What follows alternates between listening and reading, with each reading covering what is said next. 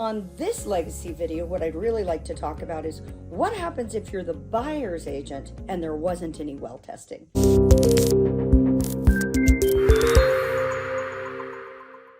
Hey everybody, Niki Murphy, Southern Oregon Realtor, back with another one of my legacy or evergreen videos. I love to share the information I've developed over years in business, and one of the things I really like to talk about is negotiation. In my previous video, I talked about well and septic testing, and I zeroed in on well testing from the seller's point of view, the listing agent, and why it was so important. On this legacy video, what I'd really like to talk about is what happens if you're the buyer's agent and there wasn't any well testing. You've got a buyer, you found a piece of property, be it big or small, and the seller and their agent decided for whatever reason not to do the well testing, and you've decided to go ahead and move forward with an offer. It was accepted, and now we've reached the point where your buyer is going to pay for the well testing. In Southern Oregon, traditionally in the real estate industry, the seller pays for what's called the BAC water test. That is literally to confirm that the domestic water servicing the house is safe to drink. It checks for bacteria, arsenic, and coliform. The threes, BAC. There are a whole bunch more they could test for. You as the buyer have the right to test yourself as well as part of the testing process, but most people are pretty satisfied with a BAC. The biggest one that we come across most often is the well flow test. A 4-hour well flow test involves the well company. There are quite a few. I'm going to give a shout out to Quinn's Well and Pump. They're wonderful. That's one of the companies I love to work with. They come out and their technician disconnects the water service to the house. They actually run a meter on the well and they open it up full throttle for 4 hours. And every about 15 minutes they take a reading. How much water is that well putting out at full throttle? And they do this for a 4-hour increment of time. At the end of that, they come up with an average.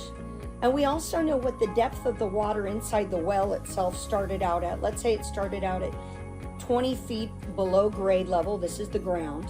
And then at the end of the test, by the time the 4 hours was done, that well water had dropped to about 80 feet. Well, what it tells you as a buyer is how strong of a well, how much water can you anticipate or predict that it would put out? Is it a low producing well or a high producing well?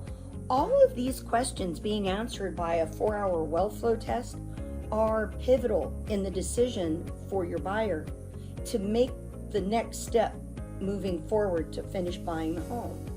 If you get a bad well flow test, let's say in the area, maybe the expectation is somewhere between 5 and 10 gallons, and this buyer's well flow test, your client, comes as a shock that it's 2 gallons a minute, and the seller's agent is, listing agent's like, wow, we didn't know that.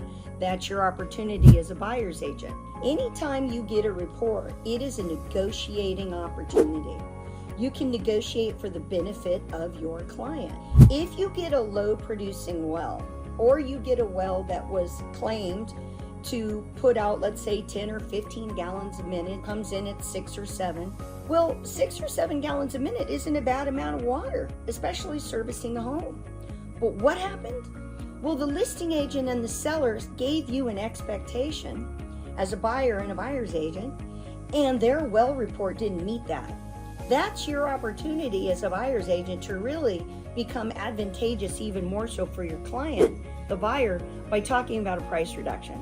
If their well did not produce what everyone was expecting, or it's producing at a level where it may require a holding tank, it's producing 3 or 4 gallons a minute, let's put in a 2,000 gallon holding tank. That way we always know we've got plenty of water, and as we say, the tank can be recovered overnight by the well, meaning it can refill again. It really is an opportunity for your buyer to get a better price position. One of the reasons I do these legacy videos is I think that whether you're on the buyer side or you're a listing agent, one of the best ways to look at a property for your client is to zero in on what I refer to as the mechanicals of the property. In a typical 3-bedroom, 2-bath home, let's say, or in a townhome, the plumbing and the electrical are referred to as mechanicals. They are literally the mechanical components of the home that drive the home into usability. You can turn on a light, you can turn on a faucet. Well, when you're looking at properties that sit on a well or septic, that well is your water production. There's no city service. Whether it rains or not rains, your water comes from that well. So when a listing agent and their client decide not to do a well test, take it as your opportunity as the buyer's agent to really drill down on that report. Is there something about the report that puts you in the position to ask for a price adjustment? It never hurts. Also, as a buyer's agent, when you're looking at well production, let's say you go out and you look at a property and it's out on East Evans Creek Road, and the well comes back at 6 gallons a minute. Is 6 gallons a minute good? Is it good for the area? Is it typical for this time of year? You wouldn't really know because you don't have anything to compare it with. So a couple of tools that you can use. And again, this is a legacy video.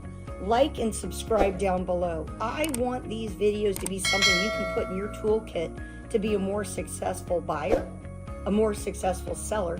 If you're in the industry, a better realtor or real estate agent. I want you to know what I know. And so I love sharing these thoughts and ideas. I've used them and they work. Let's say you've done this well test and it comes back at 6 gallons a minute. If you don't have anything to compare it to, you wouldn't know if that's really good, really bad, or just average. A couple of great ideas that you can use to help you not only be a better realtor or real estate agent for your client, the buyer, but also give you a better position in the industry to understand what it is you're doing when you represent somebody and you're talking to a well company or you're negotiating because of a well report. Ask the well flow company or the well technician. That's what they do all day long, 5 days, 6 days a week. They know the area. They can tell you if it's typical. They expected this type of a report. They can also tell you what they think of the pump equipment. Is the pump equipment on its last legs? It looks so bad, it hasn't been maintenance, it's about to fall apart.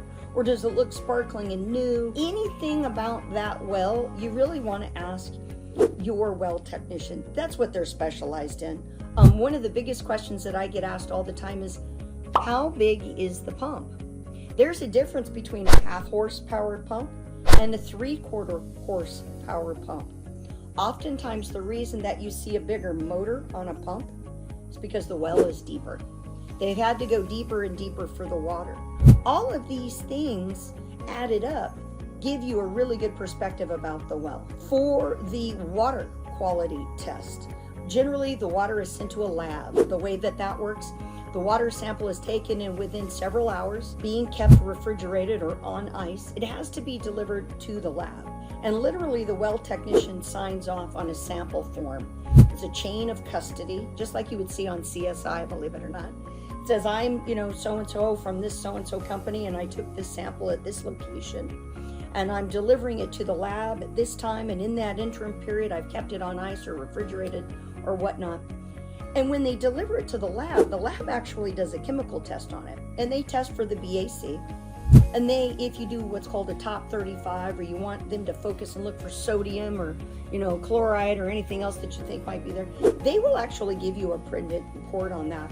And the lab itself can discuss with you what levels are considered by the EPA standards safe for human consumption and not safe. Why a well might test differently during the rain season than during a dry season. And those subjects are going to be covered later on in future legacy and evergreen videos. I've got some fantastic interviews coming up with the folks at the lab and some folks from Quinn's Well and Pump Service. You're going to like them.